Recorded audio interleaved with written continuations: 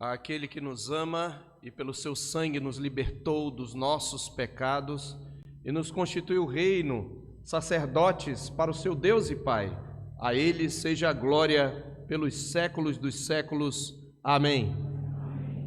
Meus amados irmãos, eu os convido a abrir a palavra do Senhor em Lucas capítulo 11, dando continuidade à série de exposições que temos no Evangelho de Lucas, que fala sobre o perfeito Filho do Homem, o Filho do Homem Salvador, que é Jesus e que é também Filho de Deus e verdadeiro homem. Nós leremos o capítulo 11, verso 14 até ao 27. O tema ou o título da nossa mensagem é O Valente Despojado. Eu sei que os irmãos receberam de antemão a liturgia, estava o mais valente, mas sempre que eu colocar pode haver uma modificação e eu quero então dizer, esse texto fala sobre o valente despojado. Nós já saberemos quem é o valente despojado. Diz a palavra de Deus: de outra feita estava Jesus expelindo um demônio que era mudo. E aconteceu que ao sair o demônio, o mudo passou a falar. E as multidões se admiravam. Mas alguns dentre eles diziam: ora, ele expele os demônios pelo poder de Beelzebu, o maioral dos demônios.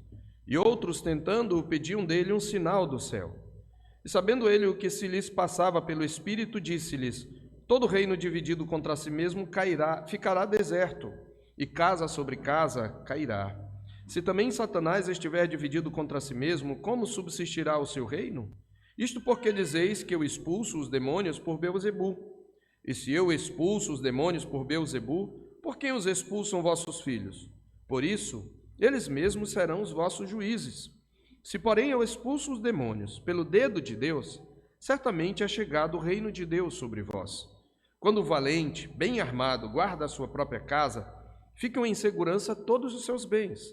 Sobrevindo, porém, um mais valente do que ele, vence-o, tira-lhe a armadura em que confiava e lhe divide os despojos. Quem não é por mim é contra mim, e quem comigo não ajunta, espalha.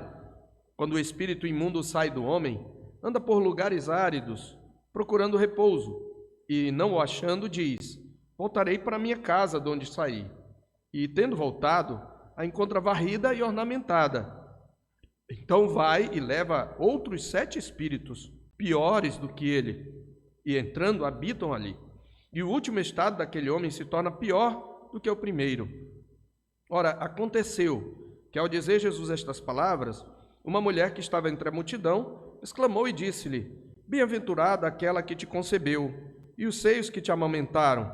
Ele, porém, respondeu: antes, bem-aventurados são os que ouvem a palavra de Deus e aguardam. Prossigamos até o 32, meus irmãos.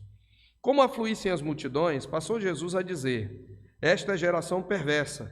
Pede sinal, mas nenhum sinal lhe será dado, senão o de Jonas. Porque assim como Jonas foi sinal para os ninivitas, o Filho do Homem o será para esta geração.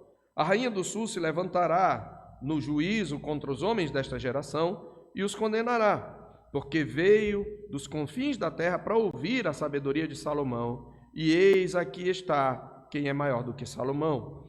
Ninivitas se levantarão no juízo contra esta geração e a condenarão, porque se arrependeram com a pregação de Jonas, e eis aqui está quem é maior do que Jonas. Amém. Senhor nosso Deus, mais uma vez suplicamos a Tua graça e a Tua direção para a mensagem da Tua palavra. Que ela encontre guarida nos corações, Pai, e fale a cada um segundo a sua necessidade. E que esse Jesus poderoso que veio para amarrar o valente e lhe despojar os bens, e que delimitou o poder de Satanás para que não mais engane as nações, que o Senhor, pelo poder do seu Espírito, venha também anular todo o sofisma e toda altivez que se levante contra o teu conhecimento. E que nosso pensamento seja levado cativo à obediência de Cristo. Que destruídas sejam as fortalezas do nosso coração, para que, rendidos aos teus pés, nós venhamos a crer de fato no Senhor Jesus e tomar posse da sua vitória sobre o maligno. Nós te pedimos agradecidos em nome de Jesus. Amém. Meus irmãos, como nós sabemos desde o capítulo 9, verso 51, para aqueles que estão acompanhando essa série de exposições, Desde esse trecho, Jesus está a caminho de Jerusalém. Lucas, entre os evangelistas, é que descreve a viagem até Jerusalém de maneira mais longa. Jesus passa por várias cidades, mas fica claro que ele está indo para Jerusalém, onde haveria de concluir a sua obra redentora. E os seus discípulos, a esta altura, que incluíam mais pessoas do que os 12, eles o seguiam cheios de expectativas quanto à implantação do reino de Deus. Eles já estavam conscientes de que Jesus era o Cristo, pelo menos os seus discípulos. O conceito deles de reino, porém, ainda não incluía a ideia da crucificação. Eles não entendiam ainda que Jesus não iria implantar o reino por meio de força política, de força bélica, de força física, mas, pelo contrário, Jesus faria da forma mais humilhante, mais inusitada e mais inesperada. Jesus haveria de morrer na cruz, e era precisamente na cruz que ele derrotaria, primeiramente, os espíritos, os principados e potestades que dominam esse mundo, e só depois, numa segunda vinda, ele viria para consumar o reino. Na verdade, quando Jesus fosse preso, eles entrariam em crise.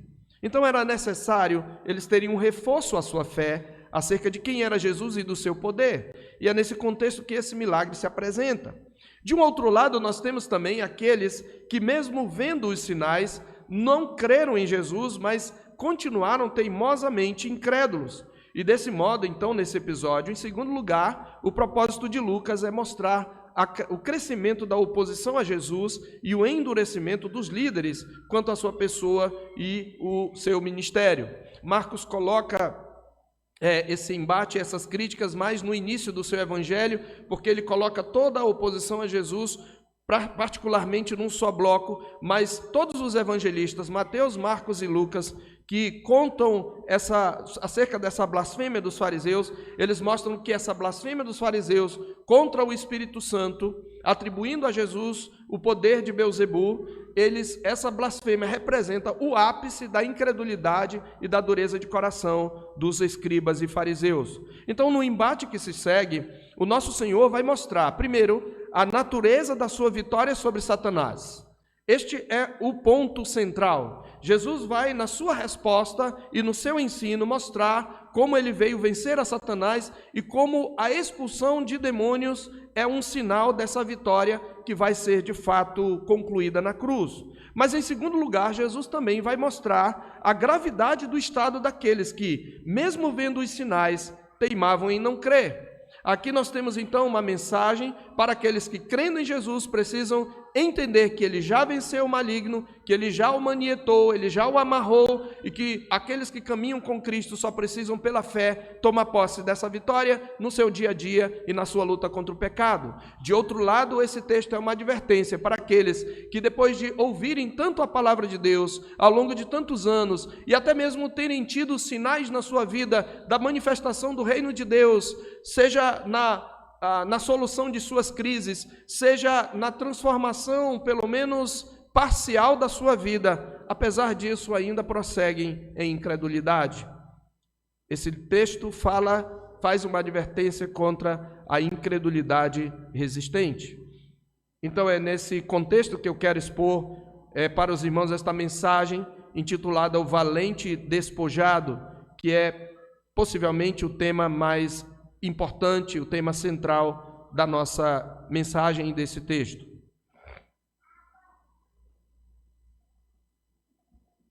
O que desencadeia as palavras de Jesus é exatamente um embate que ele tem com algumas pessoas que não são mencionadas em Lucas, mas que Mateus, na sua versão dessa mesma narrativa ou desse mesmo episódio, vai dizer que são os fariseus e também os escribas. E eu quero sugerir que você abra sua Bíblia também em Mateus capítulo 12 e que você abra também em Marcos capítulo 3, para que você possa conferir aquilo que eu estou falando e confira escritura com escritura, porque nós vamos usar a palavra, vamos usar a versão dos outros sinóticos. Mateus, Marcos e Lucas são chamados evangelhos sinóticos, porque eles têm mais ou menos a mesma perspectiva, um pouco distinta da de João. Sinótico quer dizer de uma mesma ótica, de uma mesma perspectiva. Então, eles têm várias histórias comuns entre eles.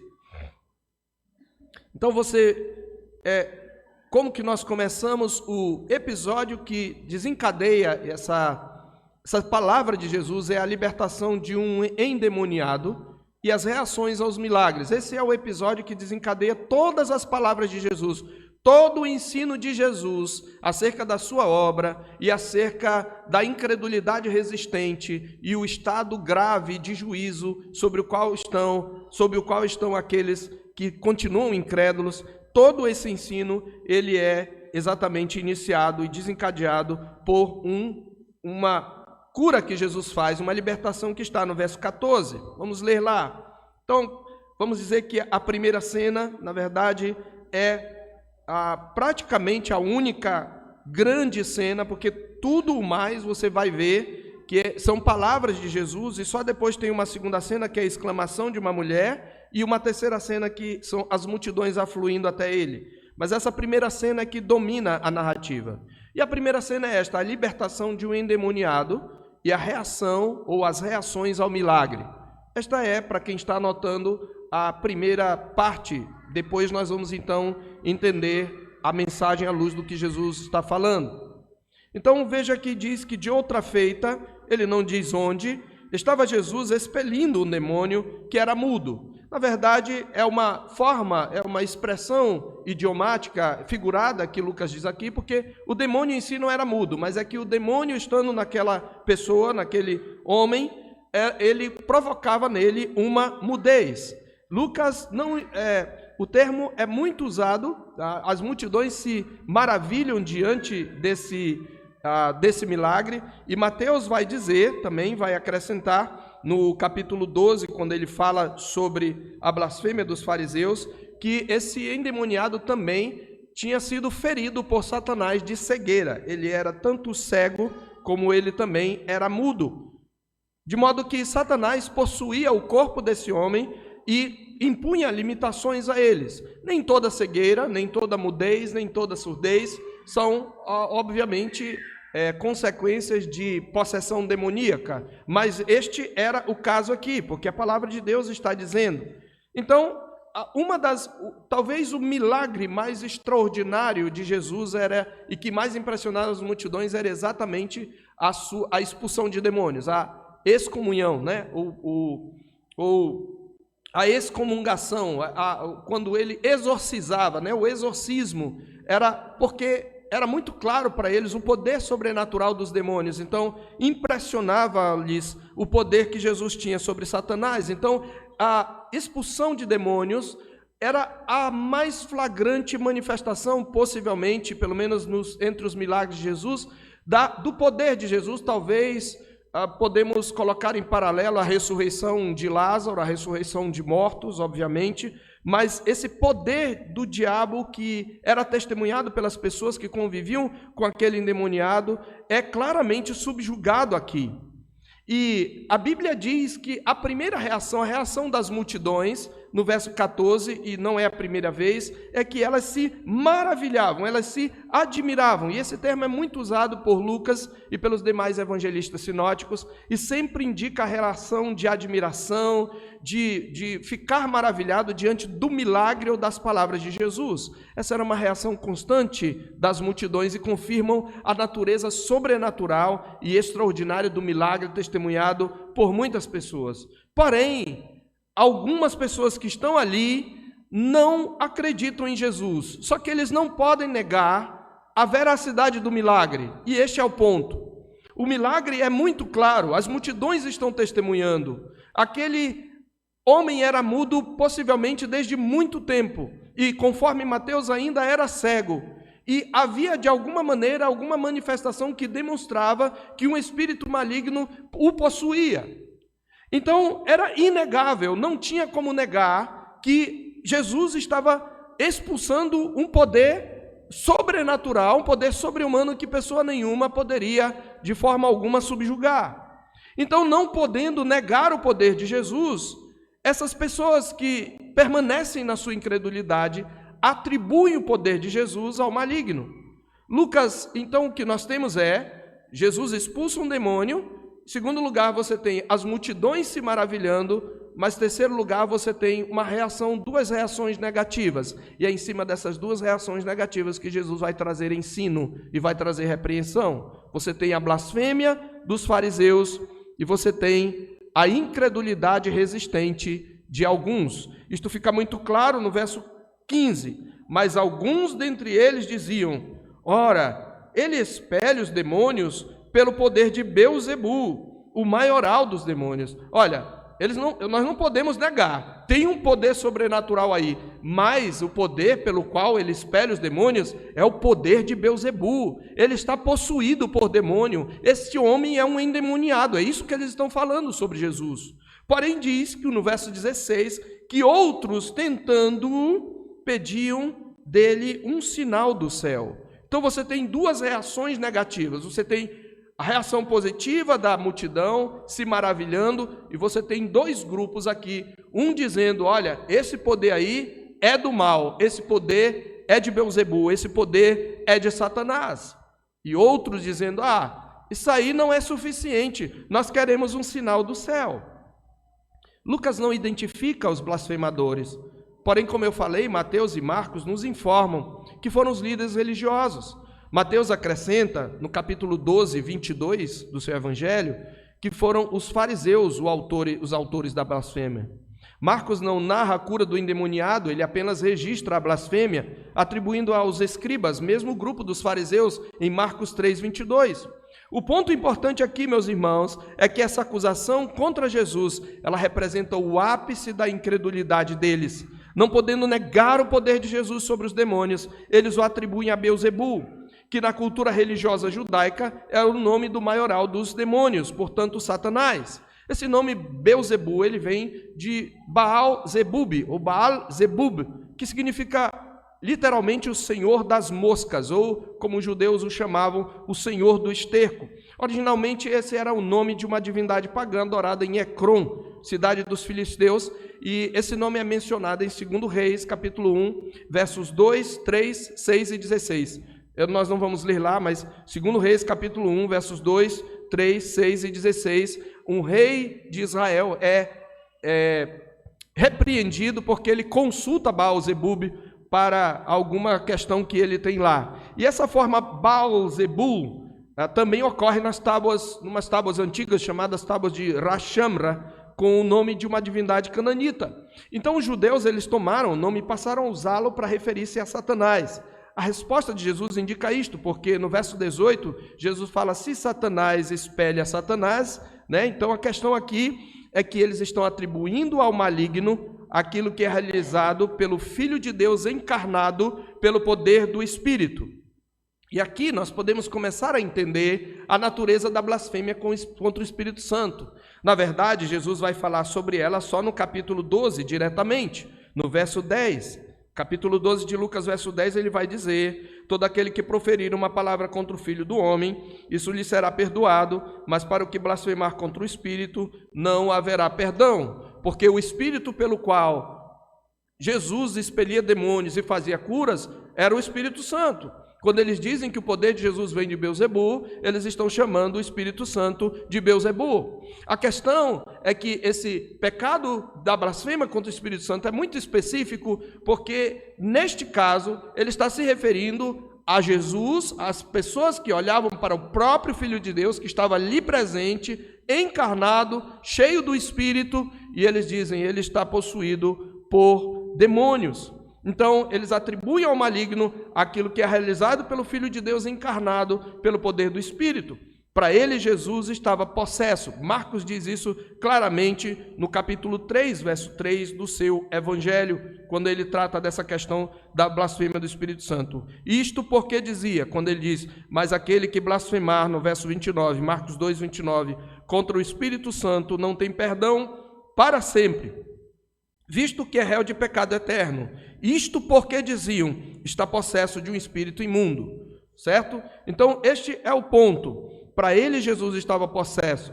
E na versão de Mateus, no capítulo 12, 30 e 31, e de Marcos, capítulo 3, 28 a 30, em sua resposta, Jesus diretamente denuncia esse pecado como blasfêmia contra o Espírito Santo, um pecado imperdoável nesta vida e na outra. Lucas também o fará, como eu já mostrei, porém apresentando apresentando uma resposta mais extensa de Jesus aos fariseus, de modo que o Senhor mencionará esse pecado no capítulo 12, verso 10. Bom, lá nós vamos tratar um pouco mais detidamente, porque eu sei que essa é uma questão que desperta a curiosidade de muita gente, né? E há muitos até mesmo que têm medo, será que eu já não blasfemei contra o Espírito Santo? Mas o ponto aqui, por ora, o que é suficiente dizer é que o pecado de blasfêmia contra o Espírito Santo, no contexto em que Jesus o menciona, é exatamente isso: atribuir o poder do próprio Filho de Deus encarnado, que estava diante deles,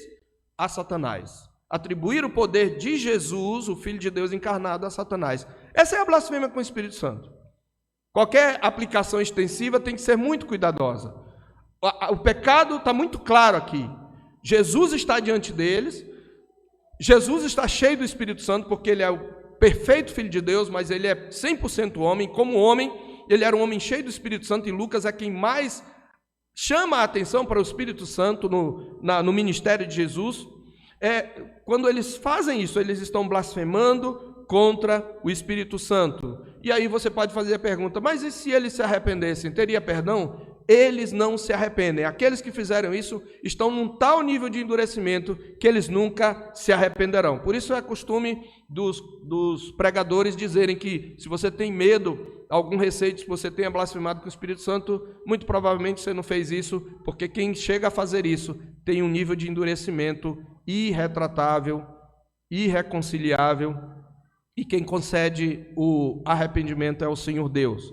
Então, considerando que o arrependimento é dom de Deus, a Bíblia diz isso em Atos 11, 18, em 2 Timóteo 2, 25, e considerando que Deus sempre perdoa o arrependido, então nós podemos concluir que aquele que comete esse pecado jamais se arrependerá, pois lhe vem um endurecimento permanente da parte do Senhor. Porém, temos que tomar cuidado, porque em Hebreus capítulo 3, versos 12 e 13 diz: tende cuidado, irmãos, jamais aconteça haver em qualquer de vós perverso coração de incredulidade que vos afaste do Deus vivo.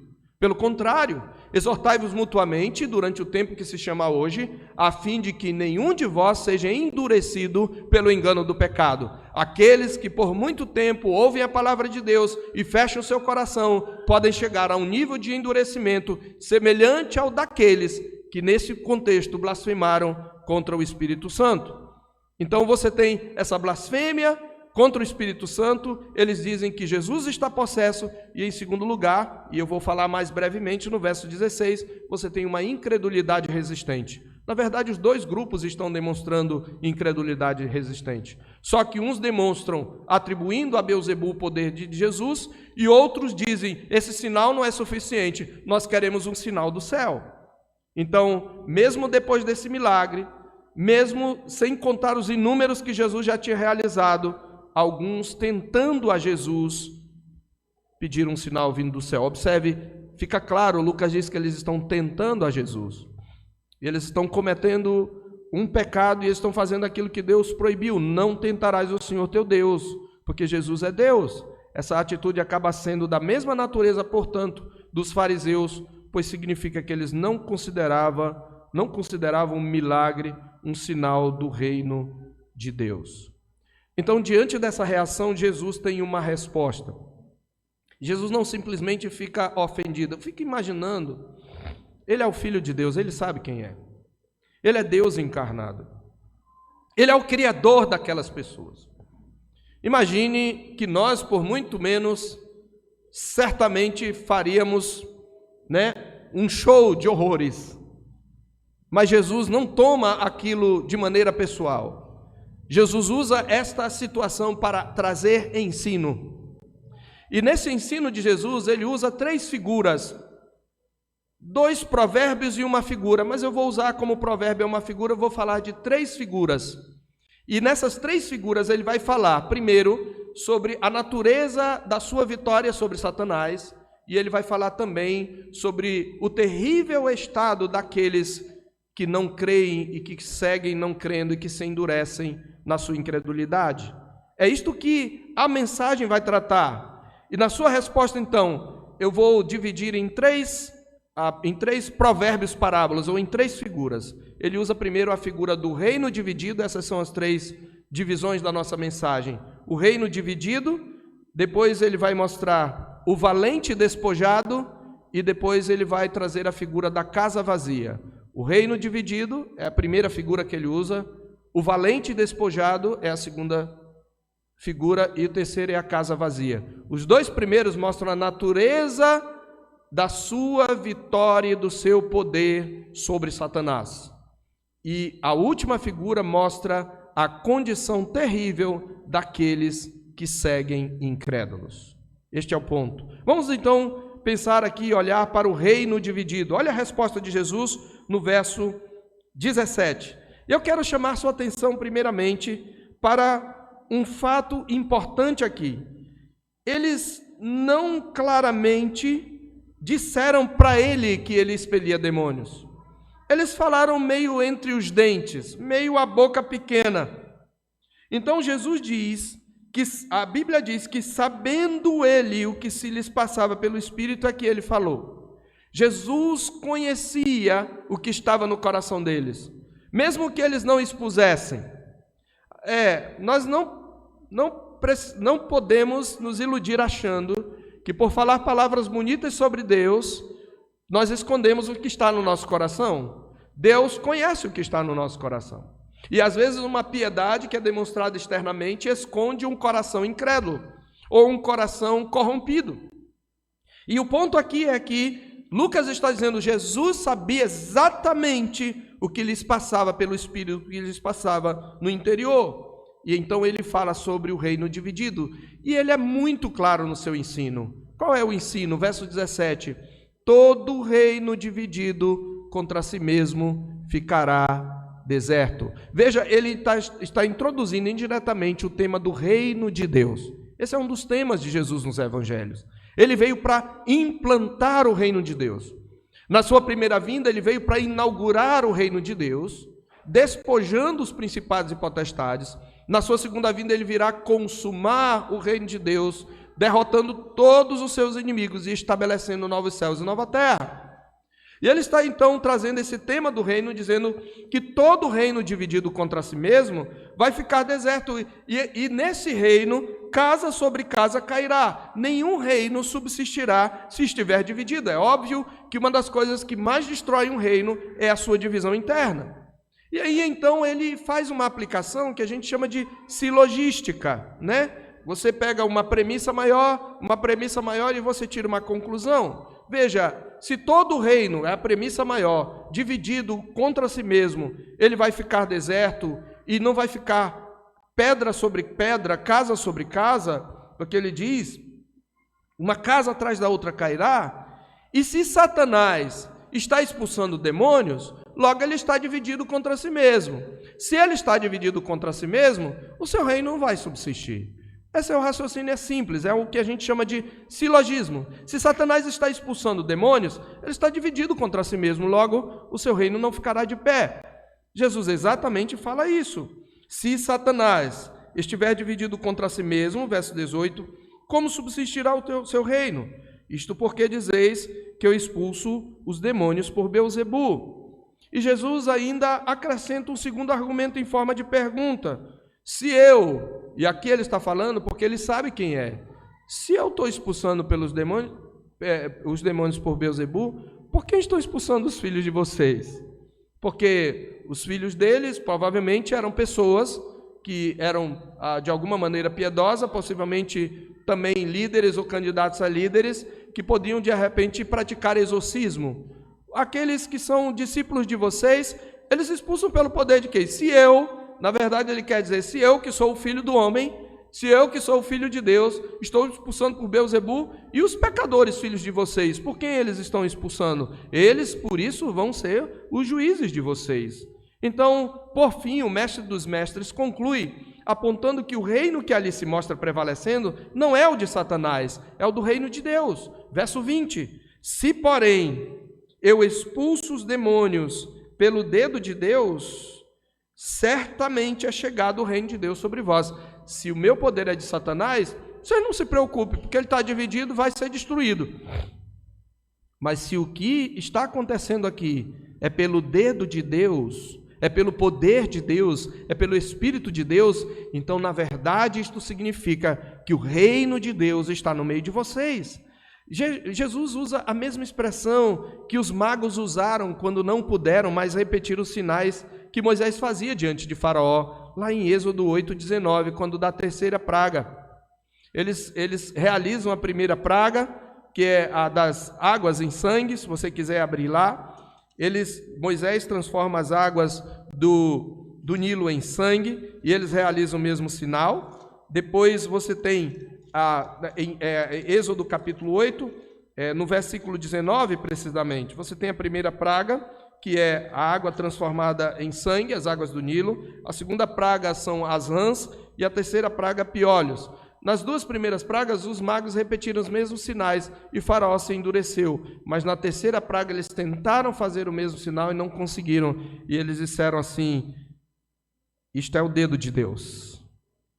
A gente não tem como fazer nada, porque o dedo de Deus está nesse sinal, nós não podemos repetir. Tudo indica então, meus irmãos, que Lucas está estabelecendo um paralelo entre Jesus e Moisés. Dessa forma, o reino de Deus manifestado no passado, na história salvífica, na subjugação dos deuses do Egito e do Faraó, está agora irrompendo no mundo, na pessoa e na obra de Jesus, de forma inaugural. Esta era presente não está mais intacta, é o que Jesus está dizendo. O mesmo Deus que manifestou-se com poder através de Moisés e que subjugou o Egito, o mesmo Deus que, como mais valente, despojou o Egito. Lembra? Nós falamos sobre isso hoje de manhã. Este Deus está aqui agora, em pessoa, na pessoa do Filho, e agora o reino desse mundo foi invadido, mas a manifestação final e consumada, ela deve ser precedida ainda pelo sofrimento e rejeição de Jesus, como ele já havia anunciado e ainda faria. No capítulo 17, versos 24 e 25, eu peço que você abra lá, ele diz que o reino de Deus está entre eles, e um dia esse reino se manifestará de maneira consumada e visível a todos os homens. No verso 24 de Lucas 17, ele diz: porque assim como o relâmpago fuzilando brilha de uma a outra extremidade do céu, assim será no seu dia o Filho do Homem. Ele está falando da sua segunda vinda. Veja que o que aconteceu ele está respondendo a uma interrogação dos fariseus, verso 20.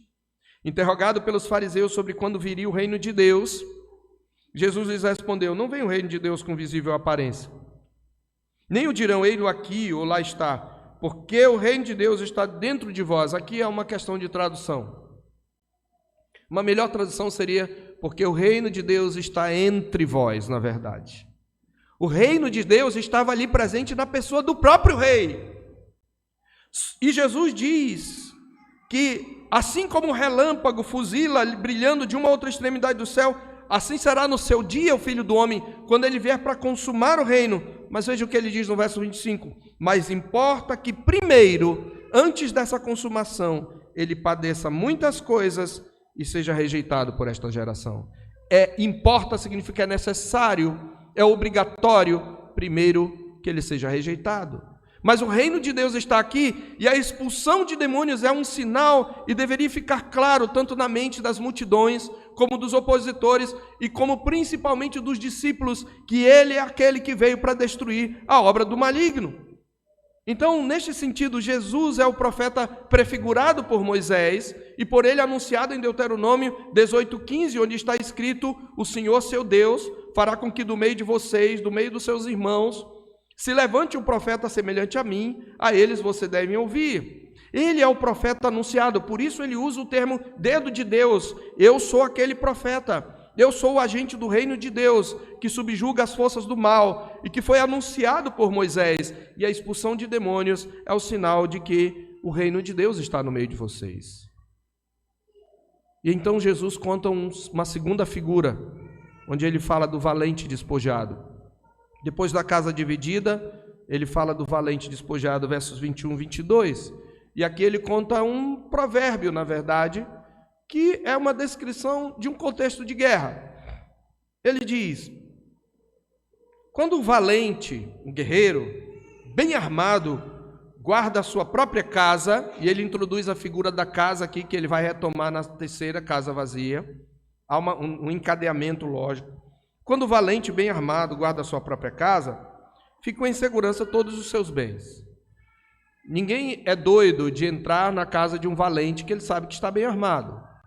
Ou pelo menos quando entra, ele se frustra, porque ele percebe que o valente está bem armado, está guardando.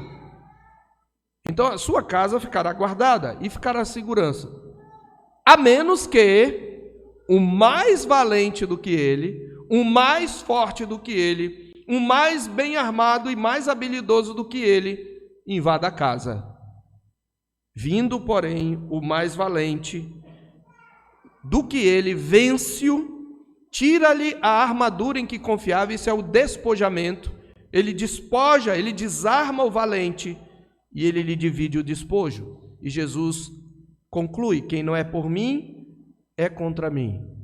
Sobre o que Jesus está falando?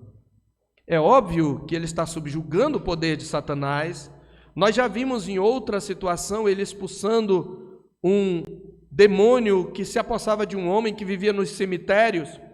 E nós mostramos ali naquela exposição como algumas palavras militares eram usadas quando diz que Jesus mandou que o espírito saísse. A palavra era uma palavra que remete ao comando militar. E quando eles pediram permissão de Jesus para entrar nos porcos, também a palavra tem um sentido militar. Então Jesus está usando de novo linguagem militar para referir-se à guerra espiritual entre ele e os poderes das trevas. E ele está aqui, na verdade, se apresentando como o mais valente.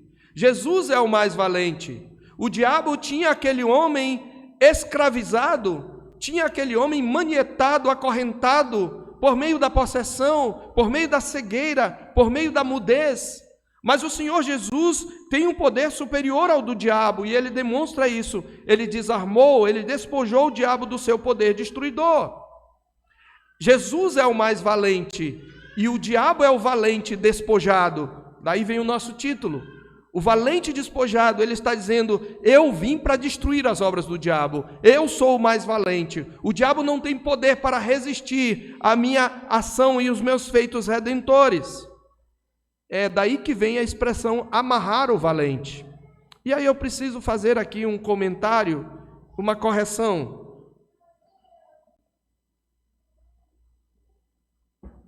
Muitos usam esse texto de maneira extremamente herética e equivocada, influenciados pelo movimento de batalha espiritual que usa esse provérbio de Jesus para embasar suas falsas doutrinas. Houve um tempo, meus irmãos, em que era modinha fazer orações de amarração do diabo. Está amarrado em nome de Jesus. Ainda hoje você encontra aqui e acolá, mas houve um tempo que isso era modinha. E eu preciso confessar um pecado, eu mesmo, quando ainda um jovem pastor, caí nessa heresia. De vez em quando eu fazia umas orações, está repreendido o Satanás em nome de Jesus. E ainda hoje existem igrejas que fazem sessões de amarração, e há poderosos, supostos apóstolos e bispos que amarram, cospem, sopram, jogam paletó e fazem todo outro tipo de malabarismos para demonstrar que o demônio está amarrado. Inclusive, às vezes, simulação onde o demônio fica assim, de mão amarrada, né? E fazendo todos aqueles trejeitos. Ainda hoje existem igrejas que fazem sessão de amarração e grupos que saem pela cidade, supostamente amarrando o diabo e declarando que a cidade tal é do Senhor Jesus, e cercando a cidade e levantando as mãos. Aliás, muito recentemente em nosso país, um bando de arruaceiros invadiu o Congresso, e houve quem se assentasse na cadeira da presidência do Congresso e tomasse posse daquele lugar para Jesus. E fizeram isto no dia do Senhor, dia em que deveriam estar adorando em comunidade, acrescentando maior gravidade ao seu pecado de rebelião. Está amarrado em nome de Jesus. Foi por muitos anos, meus irmãos, uma das gírias mais usadas no meio evangélico, que soava mais como uma magia, tipo bate na madeira, né? Está amarrado em nome de Jesus. Foi por muitos anos e virou até decalque de carro. Hoje é menos frequente, mas ainda há crentes e descrentes aculturados ao jargão evangélico que engolem essa crendice. Isso é uma crendice. Mas não é de nós que o Senhor está dizendo quando Ele fala de amarrar. É só observar o contexto. Você não tem poder para amarrar ninguém. Você não tem condição nem de se desamarrar dos seus próprios pecados. Quem amarra Satanás é Jesus, e na verdade ele já fez isso. Esse é o ponto. Jesus já amarrou. O mais valente que amarra Satanás é Jesus e mais ninguém. É sobre a sua obra de amarrar o valente, livrar os seus cativos e implantar o reino de Deus que ele está falando. Eu sou o mais valente. Não é por Satanás que eu expulso, eu sou muito mais valente do que ele. Como disse o reverendo Augusto Nicodemos, comentando esse texto, quando alguém diz que está amarrado, é verdade. Ele diz, é verdade, Satanás está amarrado, só que isso foi feito há 2000 anos.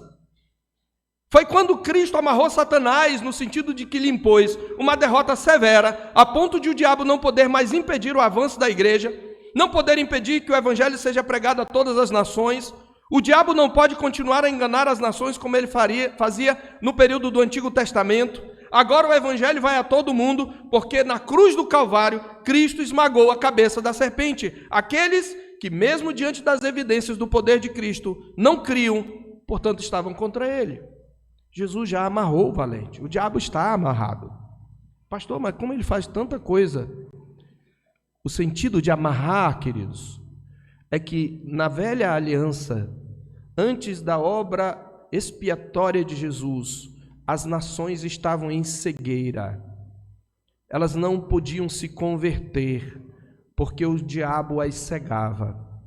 Lembra quando Satanás tenta Jesus, que ele diz, se tu quiseres eu dou o poder dos reinos desse mundo, porque me foi dado. Quando Adão caiu, ele deu certa liberdade para Satanás agir no mundo, e ele atua nos filhos da desobediência. Mas quando Jesus morreu na cruz e realizou a obra redentora, o poder de Satanás de enganar as nações foi subjugado. Por isso ele disse, toda autoridade me foi dada no céu e na terra, e de portanto fazei discípulos de todas as nações, e todos os eleitos de Deus vão de se converter. É neste sentido que o diabo foi amarrado. É por isso que você, crente, pode vencer o pecado. É por isso que você pode alcançar pela graça de Deus a santificação e vencer o pecado, porque Jesus já amarrou o diabo.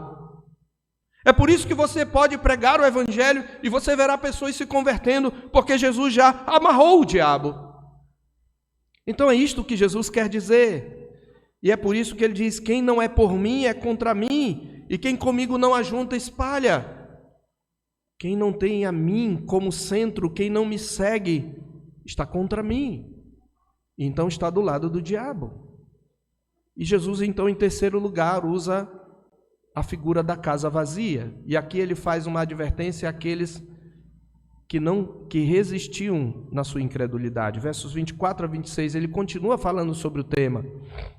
Ele diz, olha, todo reino dividido ficará deserto. Se Satanás espelha Satanás, seu reino está dividido, ele vai ficar deserto. Satanás de fato é um valente, ele está bem armado, ele tem segurança dos seus bens, mas ele não é páreo para mim. Eu sou o mais valente e eu vim para destruir as obras do diabo. Mas a terceira figura é uma advertência para com aqueles que, mesmo apesar de todas as evidências da graça de Deus, de todo o seu contato com os meios de graças, resistem na sua incredulidade. Olha o que ele diz. Quando o espírito imundo sai do homem, anda por lugares áridos, procurando repouso. A ideia de que encontra um lugar, uma pessoa para possuir, e não achando, diz, voltarei para minha casa. Veja, ele estava falando sobre reino dividido, casa sobre casa cairá. Depois ele fala do valente que guarda a casa, mas vem o mais valente, invade a casa, despoja o valente e toma os bens. Agora ele está falando de alguém, de um demônio, de um espírito, de um valente que foi expulso da casa, mas ele não encontra um outro lugar. E ele diz, eu volto para a minha casa, vou voltar para lá, de onde eu saí. E quando ele volta, observe que ao ensinar, Jesus está usando a mesma figura da casa. Então, o valente foi expulso da casa, a casa foi varrida, a casa foi arrumada, a casa foi ornamentada. Mas tem um problema com a casa. Ela permanece vazia. Veja, a casa pode ser arrumada, varrida, ornamentada, mas permanece vazia. Então ela pode ser ocupada de novo. Não tem ninguém lá. Ela está vaga. Tem vaga nela. E diz que indo ele leva 7 outros espíritos piores que eles. E o número 7 na cultura judaica, ele representava a perfeição ou algo completo. Então, ele está falando de um estado muito, muito pior do que aquele. Não só são outros 7 espíritos, mas são piores, mais poderosos, mais destrutivos do que ele. Então, meus irmãos, essa casa, o problema dela é que, mesmo arrumada, mesmo varrida, mesmo ornamentada, ela está vazia. Isto está implícito porque ele consegue ocupá-la de novo. Mas se não é suficiente para nós, Mateus coloca isto no capítulo 12, se você quiser olhar lá, verso 44, a mesma parábola, ou o mesmo provérbio, ou a mesma figura. No verso 44, Mateus 12, 44, por isso diz: voltarei para minha casa de onde saí, tendo voltado a encontra vazia, varrida e ornamentada. Qual é a primeira característica? Vazia. A casa está vazia. Então, meus irmãos, a figura usada por Jesus é de que ele pode efetuar uma libertação temporal, ele pode efetuar um asseio, ele pode efetuar algum tipo de mudança, sem, porém, que a sua graça toque o interior e transforme o coração, e desta forma, pessoas que de alguma maneira sofreram influência do Evangelho, tiveram até algum tipo de melhora na sua vida, tiveram a resolução de um problema, creram por algum tempo, no entanto, são casa vazia, porque nunca foram ocupados de fato pelo Espírito Santo. E Jesus, meus irmãos, ele não aplica essa figura apenas a indivíduos.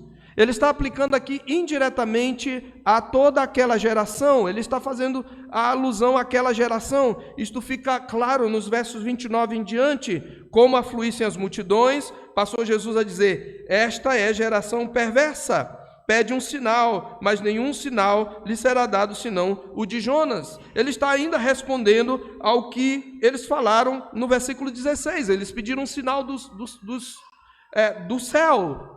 E ele está dizendo: essa geração é perversa. Mas Mateus nos diz isso mais explicitamente. Observe Mateus 12, 45, a mesma figura. Então, verso 45, a mesma história da estratégia de Satanás.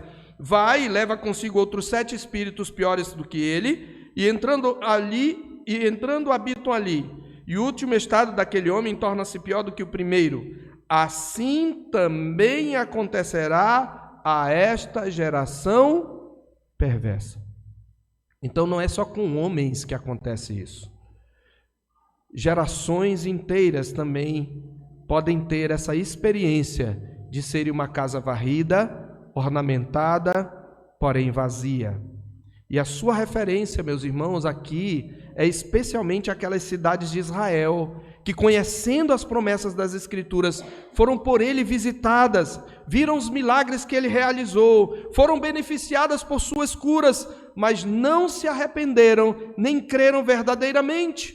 Jesus diz que o pecado dessas cidades, que tiveram o privilégio de vê-lo pessoalmente, que conheciam as Escrituras, que eram herdeiras da promessa, o pecado delas ao não crer neles era pior do que o pecado de Tiro e Sidom, de Corazim, ou de Tiro e Sidom e de Sodoma e Gomorra. Ele havia dito isso no capítulo 10, volte um pouco a página. Ai de ti, Corazim, no verso 13, nós já vimos sobre este texto. Ai de ti, Corazim, ai de ti, Betsaida, porque se em Tiro e Sidom se tivessem operado os milagres que em vós se fizeram, há muito que elas teriam se arrependido assentadas em pano de saco e cinza.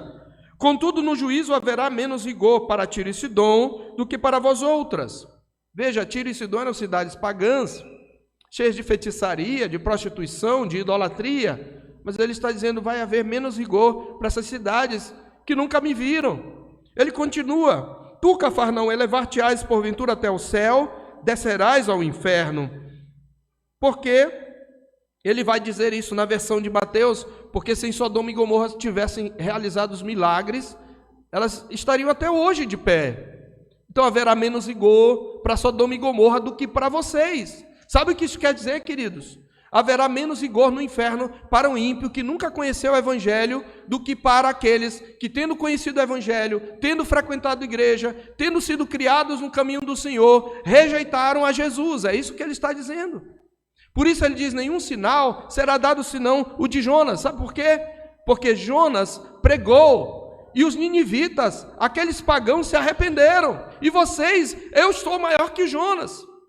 A rainha de Sabá vai se levantar no juízo, porque a rainha de Sabá veio ouvir, lá dos confins da terra, ela veio ouvir a sabedoria de Salomão. E vocês estão aqui, eu sou maior que Salomão. Então o pecado de vocês é pior. Vocês são essa casa vazia, é o que ele está dizendo. Vocês que ouvem o Evangelho, mas não se convertem. Vocês que têm os sinais da minha presença, da veracidade da minha palavra, mas permanecem incrédulos. Vocês são casa vazia. Meus irmãos, quando nós olhamos isso, e nós olhamos, por exemplo, para o Ocidente, para aqueles países onde o Evangelho foi pujante, aqueles países que eram o berço da reforma e hoje são o berço do liberalismo com igrejas fechadas, com igrejas que se paganizaram, nós vimos que é exatamente isso que aconteceu. E o Ocidente, que teve uma experiência de ser varrido, de ser ornamentado, de ser, de alguma maneira, enfeitado pelo Evangelho, agora está voltando ao paganismo, está rejeitando o Evangelho, e o Ocidente vai se tornar pior do que quando ele era pagão. E eu vou mais. A igreja evangélica, inclusive no Brasil, que tem importado o paganismo para dentro de si, que tem deixado o genuíno evangelho, ela está se tornando pior do que aqueles que nunca conheceram o evangelho. Este é um pecado, meus irmãos, que nós podemos cometer. Não é um pecado que os ímpios podem cometer. Este é um pecado que nós podemos cometer. E cidades ímpias do passado que ouviram e creram condenarão todos aqueles que, tendo sido criados ouvindo a palavra de Deus, o rejeitam. E eu quero, meus irmãos, concluir e trazer algumas aplicações para o nosso ensino de tudo isso que Jesus fala. Veja, quando ele estava falando essas coisas, uma mulher maravilhada com suas palavras diz, bem-aventurada é aquele que te concebeu e os seios que te amamentaram. Que palavra bonita, né? Jesus podia muito bem, filha. Não, ele diz, mais bem-aventurados são aqueles que ouvem a palavra de Deus e aguardam. Mais do que a minha mãe. Eu quero trazer a conclusão e trazer aqui algumas verdades que esse texto nos ensina. Primeira verdade que esse texto nos ensina. Jesus veio ao mundo para implantar o reino de Deus, destruindo as obras do diabo. É isso que ele está dizendo. Jesus veio ao mundo para implantar o reino de Deus, destruindo as obras do diabo. Antes de qualquer mudança social, antes de qualquer mudança política, queridos, Jesus precisava derrotar as forças do império do mal que dominam este mundo tenebroso. E, ao expulsar demônios pelo poder do Espírito Santo, Jesus estava antecipando uma vitória que será selada na cruz. Mas seria no Calvário, para onde ele estava caminhando, que ele amarraria definitivamente o valente, destituindo o diabo do seu poder de seduzir as nações. É por isso que Paulo, falando aos Colossenses, no capítulo 2 da sua epístola aos Colossenses, ele vai dizer que, despojando os principados e potestades, publicamente os expôs ao desprezo, triunfando deles na cruz, em Colossenses 2,15. E ele usa aqui linguagem militar, ele é esse rei mais valente, onde ele despojou os principados na cruz, quando ele pagou pelos nossos pecados. É por isso que Hebreus 2 diz que ele veio para, por meio da sua morte, livrar aqueles que, pelo pavor da morte, estavam sujeitos à escravidão. Por toda a vida, ele destruiu aquele que tem o poder da morte. João, na sua primeira epístola, vai dizer, para isto se manifestou o Filho de Deus, para destruir as obras do diabo. Jesus é o mais valente, e o diabo já foi despojado. E quando você crê e vem a Jesus, você toma posse dessa vitória de Jesus. E o diabo não tem mais domínio sobre você. Segunda verdade que Jesus ensina: atribuir ao maligno o poder de Jesus e persistir na incredulidade, mesmo diante de inegáveis provas do seu poder, é tentar a Deus. E tentar a Jesus é tentar a Deus. Eu vou tentar reduzir em uma frase para quem está anotando: persistir na incredulidade, mesmo diante das provas do amor e do poder de Jesus, é tentá-lo, é tentar a Deus. Meus irmãos, existem muitas pessoas que já tiveram provas irrefutáveis na sua vida, naquilo que Deus fez da sua vida, do poder de Jesus, e ainda persistem incrédulos. Aqueles que são criados no Evangelho e ouvem a palavra de Deus e participam dos meios de graça e experimentam os poderes do mundo vindouro, porque eles percebem, eles sentem a presença de Deus, eles percebem a graça de Deus, eles experimentam a graça de Deus, mas permanecem incrédulos, amando o mundo e rejeitam o Evangelho. Eles estão tentando a Jesus. Terceira verdade que Jesus ensina, ou que o texto, na verdade, aqui Lucas nos ensina, com base no verso 17. Jesus sabe o que se passa em nosso interior. Agora mesmo Jesus sabe quem aqui está crendo no que eu estou pregando e quem não está. Ele sabe quem está ligado de coração e quem não está nem aí para o que eu estou falando. Ele sabe quem está com sede recebendo a palavra de Deus e refletindo e meditando, e quem está dizendo, estou nem aí. Ele sabe. Nada podemos esconder dele. Ele consegue enxergar a incredulidade e rebeldia não professada. Ele conhece quem são os rebeldes aqui nesta noite. Agora mesmo, nesse momento, ele sabe quem está recebendo a sua palavra e crendo nela, e quem no seu espírito a está rejeitando. Não adianta nós escondermos nosso pecado com uma falsa religiosidade. Não adianta nós escondermos a nossa falta de compromisso frequentando a igreja, porque como está escrito em Hebreus 10, 13, não há criatura que não seja manifesta na sua presença, pelo contrário, todas as coisas estão descobertas e expostas aos olhos daquele a quem temos que prestar contas, e há muitas pessoas que seguem enganando não só aos outros, mas principalmente a si mesmos. Elas dizem, não, eu creio em Jesus, mas a vida delas revela incredulidade. Elas não têm uma vida de santidade, elas não têm compromisso com Cristo, não têm compromisso com o seu Evangelho, elas não têm compromisso com a igreja de Deus, elas não têm vida de santidade, elas não têm vida de dedicação, estão muitas vezes mergulhadas no pecado, elas vivem a sua vida nesse mundo à cata dos seus interesses. Elas podem enganar a si mesmas, mas elas não podem enganar a Jesus. Jesus veio ao mundo a primeira vez para buscar e salvar o perdido, mas um dia ele virá para julgar vivos e mortos. E todas as coisas estão claras diante dele. Em quarto lugar, nós aprendemos que quem não crê em Jesus, no seu coração, está contra ele. Se você não crê em Jesus de coração, e você não crê nele como único e suficiente Salvador, e se você de fato não rendeu a sua vida totalmente a ele, você está contra ele, mesmo que você fale palavras bonitas contra ele, no fundo você o odeia. Não há meio termo, queridos. Se você vive uma vida que claramente se opõe àquilo que Jesus estabeleceu para você andar, você odeia Jesus e você está contra Jesus. E por fim, aquele que tendo crido em Jesus o abandona, torna-se pior do que aqueles que nunca o conheceram. Aquele que, tendo crido em Jesus, o abandona, torna-se pior dos que o que nunca o conheceram. E aí eu quero fazer então, aqui para a gente concluir, 3 perguntas para você. Eu quero que você preste muita atenção, porque sobre essa palavra que você está ouvindo, você vai dar conta no dia do juízo. Então atente para a pergunta que eu vou fazer.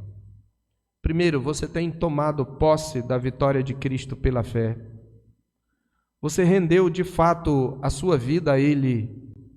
Você se converteu a Cristo, abandonando os seus deuses, os seus ídolos, a sua vida, os seus interesses, os seus pecados, e pela fé se uniu a Cristo. Queridos, Jesus é o mais valente que já amarrou e despojou os principados e potestades. E Ele nos convida a tomar posse da sua vitória pela fé. E como é que nós fazemos isto? Em primeiro lugar, confessando Jesus como Senhor e Salvador. E se você não fez isso, querido, minha querida, você precisa se arrepender dos seus pecados e confessar Jesus como Senhor e Salvador. Tendo feito isto, em segundo lugar, nós tomamos posse da armadura de Deus para podermos ficar firmes contra as ciladas do diabo, conforme Efésios 6, versos 10 a 13. Ele diz, na Nova Almeida atualizada: quanto ao mais, sejam fortalecidos no Senhor e na força do seu poder. Vistam-se com toda a armadura de Deus para poderem ficar firmes contra as ciladas do diabo. Porque a nossa luta não é contra o sangue e a carne, ou seja, não é contra seres humanos, mas contra os principados e as potestades, contra os dominadores deste mundo tenebroso, contra as forças espirituais do mal nas regiões celestes. Por isso, peguem toda a armadura de Deus, para que vocês possam resistir no dia mal, e depois de terem vencido tudo, permanecerem inabaláveis. A verdade de Deus é o cinto que nos dá firmeza. Ele prossegue nos versos 14 em diante. A justiça de Cristo é a couraça que nos protege o coração. A fé na palavra de Deus e no Evangelho e na obra redentora de Cristo é o escudo que nos protege dos dardos inflamados do maligno. A esperança da salvação é o capacete que nos protege a cabeça. E a palavra de Deus que devemos ler e na qual devemos meditar é a espada do Espírito, com a qual nós vamos afugentar o inimigo, nós vamos repelir os falsos pensamentos sugeridos a nós pelos ruídos do mundo, pelos sussurros do maligno e pelos gritos do nosso próprio coração. E por fim, a oração é o óleo que lubrifica essa armadura. Como diz Paulo no verso 18, enquanto vestimos a armadura devemos fazê-lo orando em todo o tempo no Espírito, com todo tipo de oração e súplica, e para isto vigiando com toda a perseverança e súplica, não apenas por nós, mas por todos os santos. Você já tomou posse? Você tem tomado posse diária da vitória em oração, na dependência de Deus, na palavra? Segunda pergunta: será que você não é uma casa varrida e ornamentada, porém vazia? Preste bem atenção nessa pergunta, querido. Será que você não é uma casa varrida e ornamentada, porém vazia? Meus irmãos, o ensino de Jesus sobre a estratégia de Satanás para ter os homens sobre o seu domínio, preste atenção. Jesus usa aqui o espírito maligno e a gente pensa só em possessão. Talvez você pense, não, mas eu nunca fui possuído por Satanás. Jesus não está se referindo só à possessão, queridos, mas ele está se referindo a todo tipo de influência que o maligno tem sobre as pessoas. Ele está falando inclusive de toda uma geração. Então é possível que você nunca fique possesso no sentido estrito do termo, preste atenção. É possível que você nunca tenha ou nunca venha ficar possesso no sentido estrito do termo, mas é possível que mesmo assim você seja tão dominado por Satanás a ponto de ficar cativo à vontade dele. Como observou em uma de suas mensagens o reverendo Augusto Nicodemos, quando Satanás entrou em Judas, Judas não caiu no chão, se contorcendo, espumando, nem mudou sua voz. Ele simplesmente saiu tranquilamente para trair o seu Senhor e se confirmar como filho da perdição. A Bíblia diz que Satanás entrou em Judas, mas ele não dá nenhuma pinta de que está endemoniado. Mas aquilo que ele faz demonstra que ele é um filho da perdição. A Escritura também, meus queridos, diz que aqueles que se opõem à admoestação, preste atenção, e às advertências pastorais, eles estão nos laços do diabo, tendo sido feitos cativos por ele para cumprirem a sua vontade. Vejamos a instrução de Paulo ao jovem Timóteo. Em 2 Timóteo 2, 24 a 26, nós temos esse ensino. 2 Timóteo 2, 24 a 26.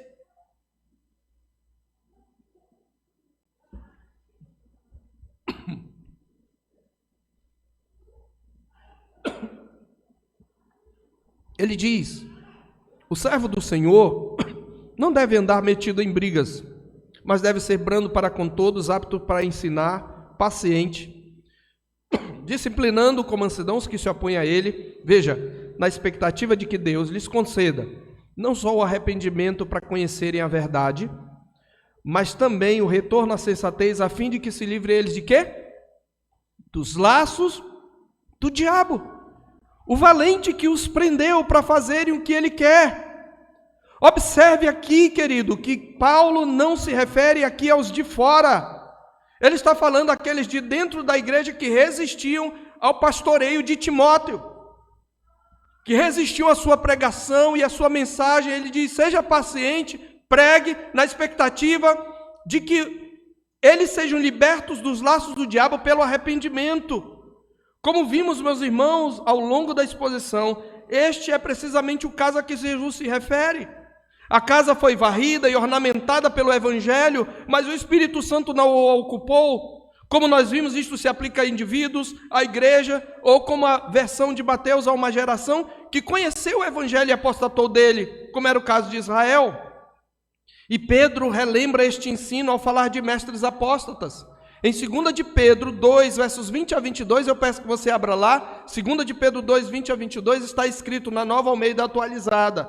2 de Pedro 2, 20 a 22. Portanto, se, depois de terem escapado das contaminações do mundo, mediante o conhecimento do Senhor e Salvador Jesus Cristo, veja, depois de escaparem das contaminações do mundo, mediante o conhecimento do Senhor e Salvador Jesus Cristo, se deixam enredar de novo e são vencidos, o seu último estado se tornou pior do que o primeiro. Ele está usando a mesma expressão de Jesus. Não é endemoniado que ele está falando aqui. É gente que conheceu o Evangelho, cresceu no Evangelho, ouviu o Evangelho a vida toda e depois voltou para o mundo. E ele não está falando de uma queda qualquer, ele está falando de gente que começou inclusive a ensinar. São apóstatas. Pois teria sido melhor que eles nunca tivessem conhecido o caminho da justiça, do que após conhecê-lo, voltar atrás e se afastar do santo mandamento que lhes havia sido dado. E Pedro, de maneira dura, diz: com eles aconteceu o que diz certo provérbio muito verdadeiro: o cão volta ao seu próprio vômito. O cão às vezes vomita e vai lá e come o vômito. Ele está dizendo: essas pessoas são como o cão que volta ao próprio vômito, a porca lavada volta a rolar na lama. Quando Pedro fala de terem eles escapado das contaminações do mundo, ele está dizendo que houve um asseio moral pela influência do Evangelho, houve mudanças temporais no comportamento, mas elas são temporárias e externas, não há conversão genuína, e a evidência dessa mudança superficial é que a pessoa volta ao seu próprio vômito, ela volta para o mundo, ela volta para as alfarrobas do mundo, revelando que nunca deixou de ser cão. Ela volta, depois de conhecer o Evangelho, a rolar na lama, demonstrando que a sua natureza nunca mudou, ela é só uma porca lavada. Isto é o mesmo que uma casa varrida e ornamentada, porém vazia, como fala Jesus. Por isso eu pergunto pela segunda vez, e não se irrite: será que você não é uma casa varrida e ornamentada, porém vazia? Como saber que eu não sou? Qual o sinal de que não sou cão nem porca? Primeiro, o arrependimento demonstrado na confissão e no abandono do pecado. Segundo, a firmeza na fé, perseverança na fé. Por fim, eu faço uma terceira e mais breve pergunta: o que você está esperando para se converter verdadeiramente a Jesus, querido? Você que ouve o Evangelho há tanto tempo, mas é um ímpio, é uma ímpia. Você que talvez seja filho de crente, mas não é crente, o que você está esperando? O tempo se abrevia, a vinda de Jesus se aproxima. Que pena será se você, depois de ter ouvido tanto a palavra de Deus, revelasse o cão que voltou ao vômito e a porca lavada que voltou a revolver-se no lamaçal. Jesus é o mais valente. Ele veio para destruir as obras do diabo e fora dele não há salvação. Mas aqueles que são de Jesus, eles não voltam, eles não querem voltar para o mundo. E se você vive agora flertando com o mundo, eu convido você a se arrepender dos seus pecados. E que cada um de nós tenha cuidado para não ser endurecido pelo engano do pecado. Você não tem desculpa, crente, para não vencer o pecado. Você vai pecar, mas você não pode viver deliberadamente em pecado. E se você luta contra algum pecado, você tem de vencê-lo, você tem o poder de vencê-lo pelo poder do Espírito Santo, porque Jesus já amarrou o diabo. Você precisa buscar no Senhor a força na armadura de Deus. Vamos orar. Senhor nosso Deus, louvamos o Teu nome pela Tua palavra. Louvamos o Teu nome por Jesus Cristo nosso Senhor, aquele que despojou o valente, aquele que despojou os principados e potestades. E essa obra de Jesus na cruz e a sua ressurreição que venceu a morte é a garantia de que todo aquele que nele crê e todo aquele que nele permanece será vitorioso contra Satanás. Satanás não pode tocar aquele que pertence ao Senhor. Ele não pode destruí-lo para sempre. Mas eu peço a Deus que Tu tenhas misericórdia daqueles que seguem incrédulos, que seguem enganando-se a si mesmos, pois Tu conheces os corações, para que Tu os convertas das trevas para a Tua maravilhosa luz. E aos que seguem caminhando com Cristo, que estejam alerta contra, Senhor, o perigo da apostasia, contra o perigo de ter o coração endurecido pelo engano do pecado, que nós possamos vigiar e nos admoestar mutuamente para que ninguém seja endurecido pelo engano do pecado. Que a Tua palavra fale ao nosso coração. Nós te pedimos em nome de Jesus. Amém.